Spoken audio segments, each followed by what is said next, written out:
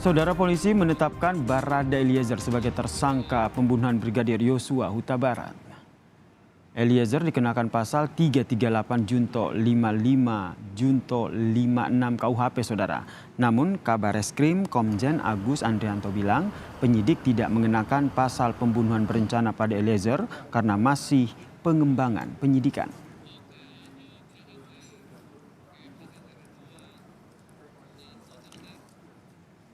Saudara polisi mengenakan pasal pembunuhan 338 Junto 55 dan 56 yang intinya sengaja melakukan, menyuruh melakukan dan turut serta melakukan perbuatan menghilangkan jiwa orang lain serta beri bantuan melakukan kejahatan kepada Barada Eliezer.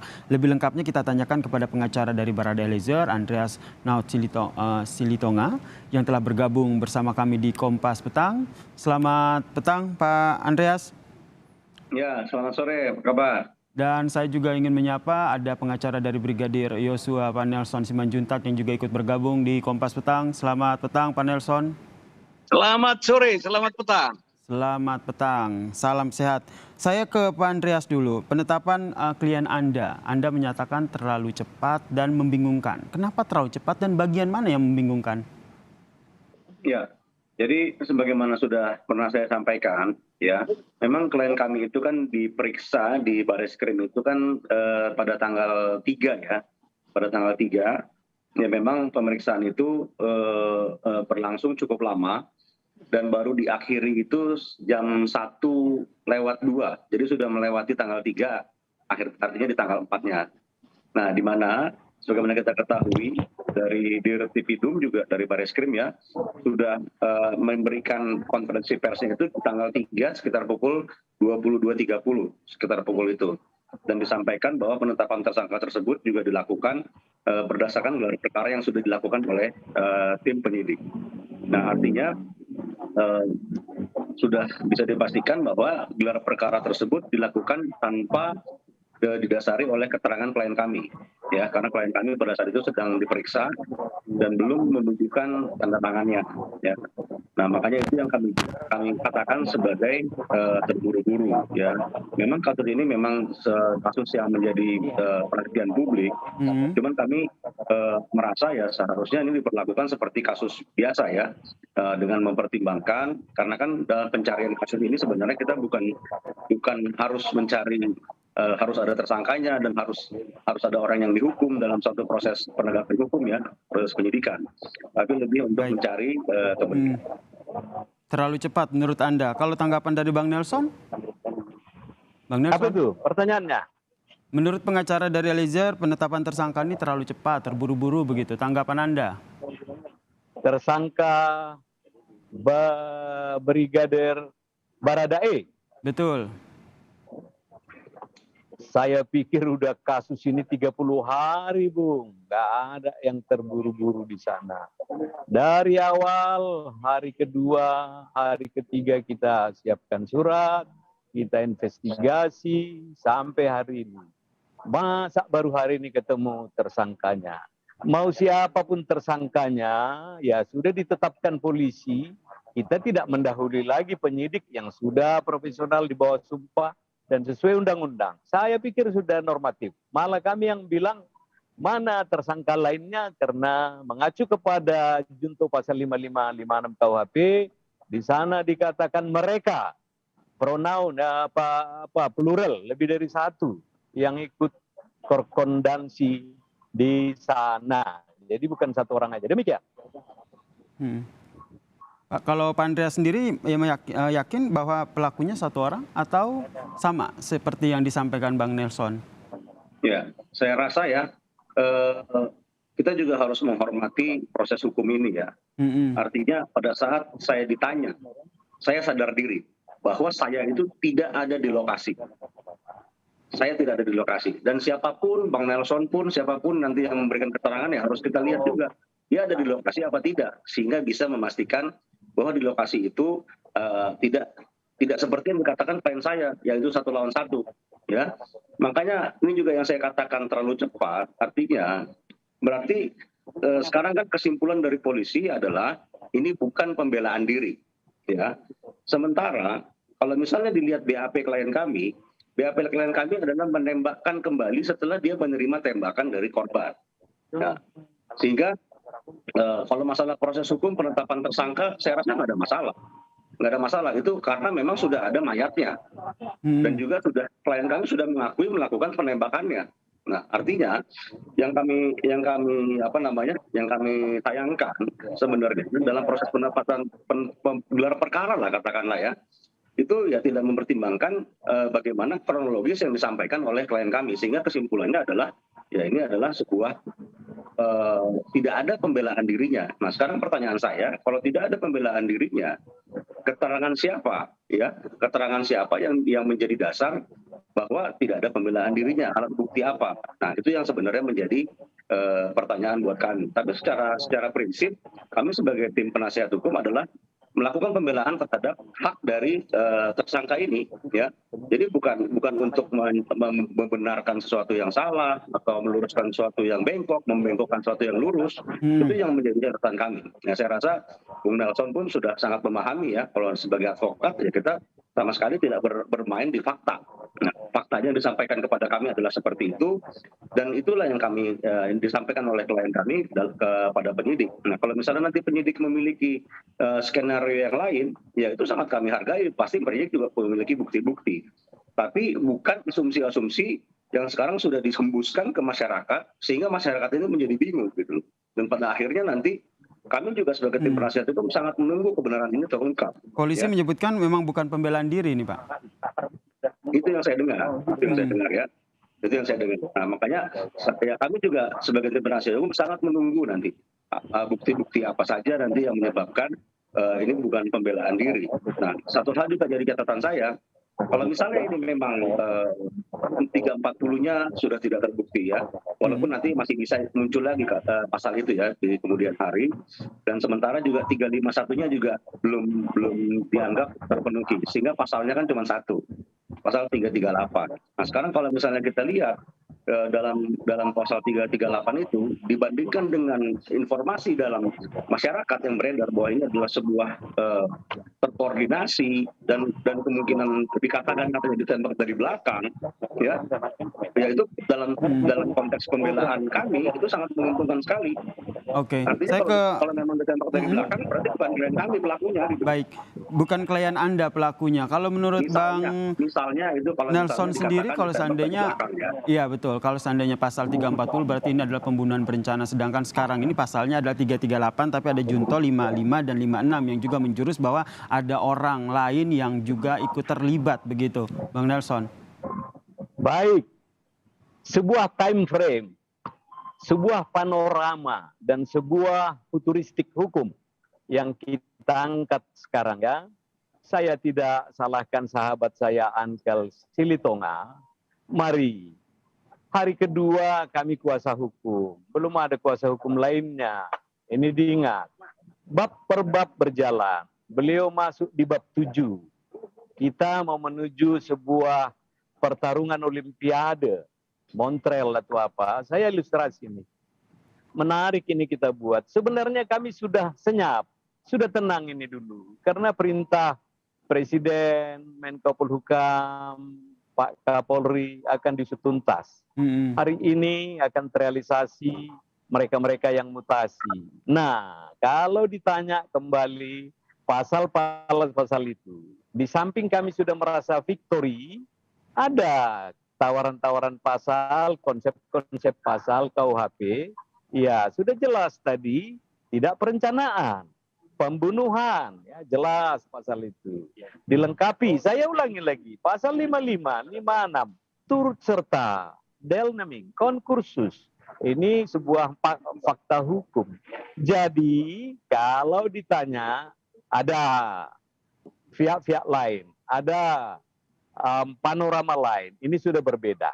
Kami tetap konsisten, masih menunggu realisasi apa yang dikatakan oleh Bapak Kapolri. Contoh, begitu ada mutasi, ada non-job.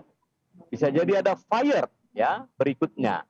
Dari sana kan kita bisa buat lisensi. Mereka semua sudah tidak punya kekuasaan, bisa dipertanyakan, siapa yang bersama-sama ikut perbantuan, ikut menemani, mendampingi ini. Berarti Anda BAP, yakin ya bahwa ada aktor lain ya yang berperan dalam tewasnya Brigadir Yosua ini ya? sama dengan surat keputusan perintah Pak Kapolri. Karena kewenangan penyidikan sesuai undang-undang ada di pihak penyidik. Kalau kami menyebutkan harusnya banyak kan gitu. Kalau ini kan biarlah. Kita bersabar menunggu keadilan akan datang dengan segera. Baik, kalau Bang Andreas sendiri dengan adanya pasal penyerta Junto 55 dan 56 ini melihat seperti apa? Apakah memang klien Anda tidak bergerak sendiri dalam kasus ini? Ya, kami bukan dalam konteks membuktikan ya dalam proses hukum ini ya. Artinya klien kami sudah menyampaikan versi dia, ya. Dan kemudian kalau misalnya nanti ada versi dari penyidik, ya, misalnya penyidik menyatakan bahwa ini pembunuhan ini dilakukan bersama-sama juga dengan orang lain, ya kami juga menantikan itu. Artinya pasti ada proses hukum dan pembuktian-pembuktian nanti yang akan dilakukan oleh penyidik sehingga kesimpulannya menjadi ke sana. Dan mungkin nggak semua mungkin pada saatnya penyidik juga akan menyampaikan kenapa pasal 55 ada. Cuman kalau dari kami sama-sama dengan Bang Nelson juga ini menunggu bahwa apa yang akan diungkap dalam kasus ini. Baik. Kemudian Bang Andreas terkait dengan perlindungan yang diminta oleh Barada Eliezer ke LPSK. Kemudian LPSK meminta bahwa kalau mau dilindungi bahwa berarti Eliezer ini harus menjadi justice kolaborator. Update-nya seperti apa? Ya, nah ini yang menjadi pembahasan publik juga ya terkait dengan justice kolaborator. Saya juga kebetulan sudah ditanya-tanya. Cuman pada prinsipnya apa yang sudah diketahui oleh klien kami itu sudah dituangkan di dalam proses penyidikan. Artinya kalau misalnya justice kolaborator itu memang diperlukan sebuah fakta-fakta yang signifikan ya. Selain dari ancaman-ancaman yang ada ya, cuman dia juga sebagai justice kolaborator itu harus memiliki sebuah informasi yang bisa mengungkap. Nah, sementara yang disampaikan kepada kami melalui klien kami itu adalah ya itu terjadi pembelaan diri, terjadi penembakan yang didahului oleh penembakan. Nah, jadi kalau buat kami ya kami hanya menyampaikan apa adanya.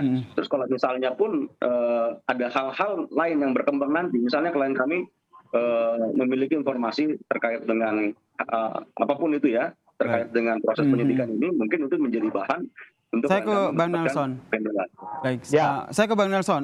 Apakah tersangka Barada Eliezer ini pantas dilindungi dengan catatan bahwa dia akan mendapat menjadi justice kolaborator? Kita ketemu dengan pelindung beliau, kuasa hukumnya Pak Andreas Silitonga. Ranah zona ini bukan zona kami. Kecuali zona ini ada di kami, saya akan jawab secara gamblang sekali. Demikian.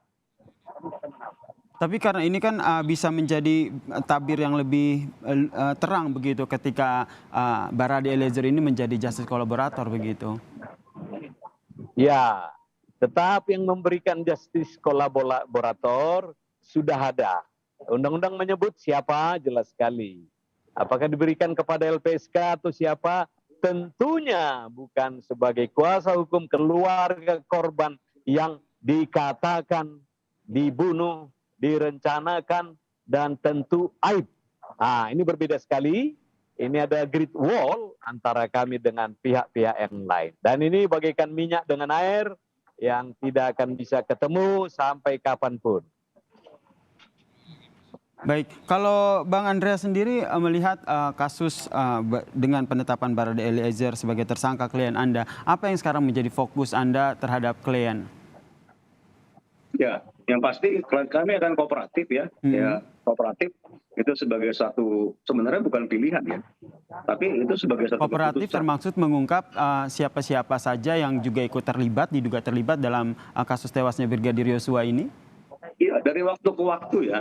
Kemarin kan saya sini terus nih. dibully nih, wah, pengacaranya pembunuh ya. Tapi saya tekankan lagi, saya ini bukan membela perbuatannya kok, saya membela haknya supaya nanti dia memperoleh suatu keadilan juga buat dia, apapun itu. Seandainya pun nanti dia diputus ya sebagai seorang pembunuh gitu ya, dan tidak terbukti nanti pembelaan dirinya, ya biarkan itu sebagai suatu keputusan yang harus diterima oleh semua pihak. Dan demikian juga sebaliknya. Nah, makanya kalau buat saya proses penetapan tersangka ini ya seperti yang saya katakan di awal itu sudah dapat kami terima dengan baik gitu. Karena itu memang sudah ada jenazahnya, klien kami juga sudah mengatakan dia yang melakukan penembakan tersebut. Dari pengakuan yang disampaikan oleh Barada Eliezer, mengaku membela diri ini karena memang terjadi penembakan baku tembak yang terjadi saat itu? Ya, itu yang dikatakan kepada kami. Ya, artinya pada saatnya nanti ya, kalau misalnya ada skenario yang lain, itu pasti akan dibuktikan oleh penyidik. Berarti memang keterangan yang disampaikan Barada Eliezer ini masih sama ya, yaitu membela diri karena terjadi baku tembak dengan Brigadir Yosua. Tanggapan Bang Nelson? Bagus sekali. Saya mengilustrasikan ini ya. Izin, mari. Siapa lebih senior baik kepangkatan almarhum dengan Barada E? Ini satu. Kedua, tembak-menembak. Ini sebuah ilustrasi film koboi hadap-hadapan. Hasil otopsi yang kita peroleh juga, nah, jadi kita berilustrasi di media ini. Padahal kawan-kawan kuasa hukum kami sudah memberikan gambaran. Ditembak dari belakang, ditembak dari sini, ditembak dari dada. Nah, 4 kali. Berarti Bang Nelson, Anda menyimpulkan sementara bahwa tembakan dari Barada Eliezer ini bukan karena Barada Eliezer membela diri ya? Wah, kembali lagi. Kalau sinopsis pertama itu saya lengkapi ya, dipotong tadi. Dari hasil-hasil temuan yang sudah terkemuka, ini junior. Jangan-jangan tembakannya mesti miring-miring. Ini yang mananya yang calon sniper unggulan di Brimob di mana. Jadi kita kan nggak enak menduga kawan ini junior baru ini. Tetapi marilah asumsi anggapan tadi, apakah ini tembak-menembak? Apakah ada suruhan? Apakah orang dari belakang ditembak lemah masih ditembak lagi? Bagaimana luka-luka yang lain yang cukup banyak? Peluru yang dikeluarkan bagaimana? Apakah dia punya izin surat menembak? Punyakah dia senjata golok atau glock? Nah, hal-hal teknis lainnya yang balistik, yang hal kimia lainnya yang bisa dibuktikan, sabarlah kita sedikit. Supaya kita sabar dulu ya. Berarti Bang Andreas dan juga Bang Nelson ini sepakat bahwa kita sabar dulu menanti hasil apa penyidikan dari pihak kepolisian terkait dengan penetapan satu tersangka. Apakah nanti ada tersangka lain? Yang jelas saat ini polisi menetapkan Barada Eliezer dengan pasal 338 Junto 55 dan 56. Terima kasih pengacara Barada Eliezer, Bang Andreas Silitonga, dan juga pengacara dari Brigadir Yosua, Bang Nelson Simanjuntak telah bergabung di Kompas Petang.